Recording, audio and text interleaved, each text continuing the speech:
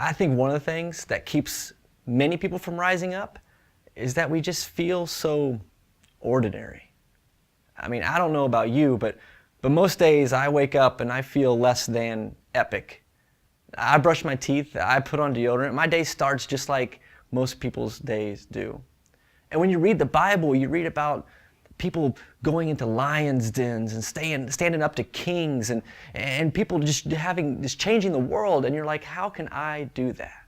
That's what I love about Jesus. That's what I love about the disciples. Because when you read about them, I see me and you. I see ordinary people. In fact, you can read in the book of John about John. He was just a common fisherman. Understand, fishing back then was not like the deadliest catch today.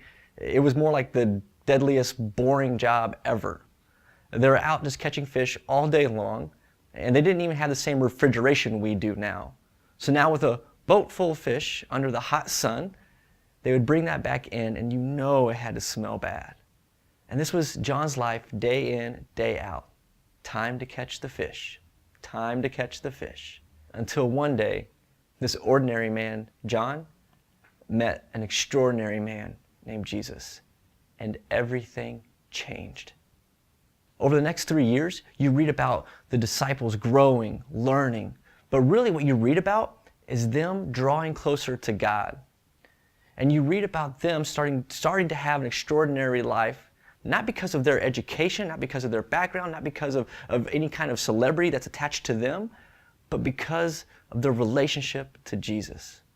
In fact, after Jesus goes to be with the Father, you see these men go out into the world. You see John going out and preaching the gospel of God. So in Acts chapter 4, you have John and Peter in front of the Sanhedrin. It's kind of like our Supreme Court. And John is preaching about Jesus. He's telling them about who Jesus was. And what's amazing is what they notice about John. They don't notice his education level. They don't take notice of his new shoes.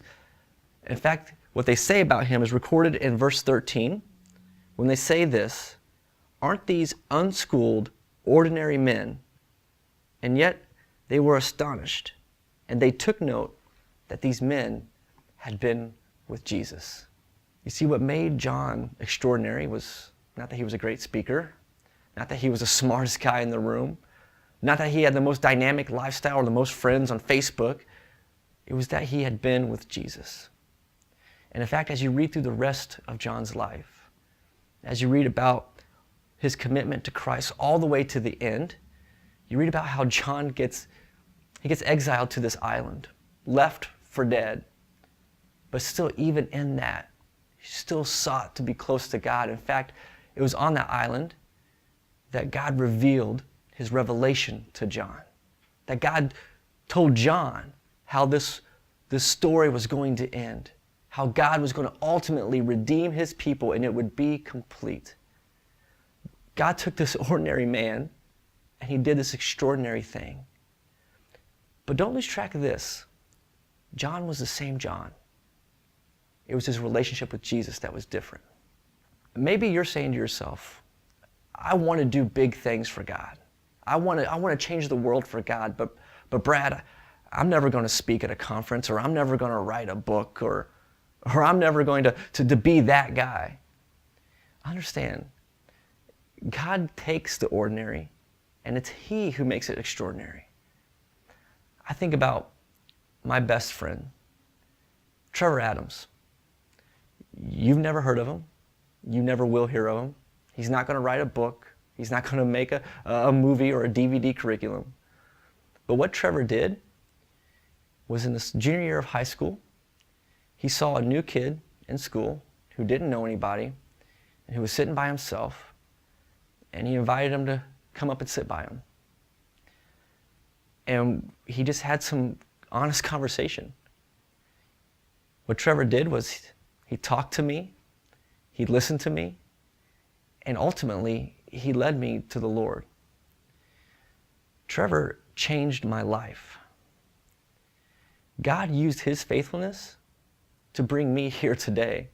And my prayer, my hope is that God will use my faithfulness to inspire you to do the same for someone else. You see, it's God that makes the ordinary extraordinary. You don't have to try any harder. You just have to be closer to God. So will you rise up and connect with Jesus more through the ordinary things you do every day? Okay, Brad encouraged us this week by saying that God loves us and He uses ordinary people to do extraordinary things for His kingdom. So this week, it's all about connecting with Jesus more through the ordinary things that you do every day. We want you to read. We want you to read through the books of 1st, 2nd, 3rd John, looking for the ways that you can apply the words of John, this ordinary individual, to your everyday life. We also want you to spend time praying. Pray that God will give you opportunities to serve others with a Christ-like faith. And then lastly, we want you to do. We want you to go the extra mile at home. Being faithful, doing the ordinary things that need done every single day. Guys, help do the dishes. Pitch in and help do laundry. Clean up the bathrooms.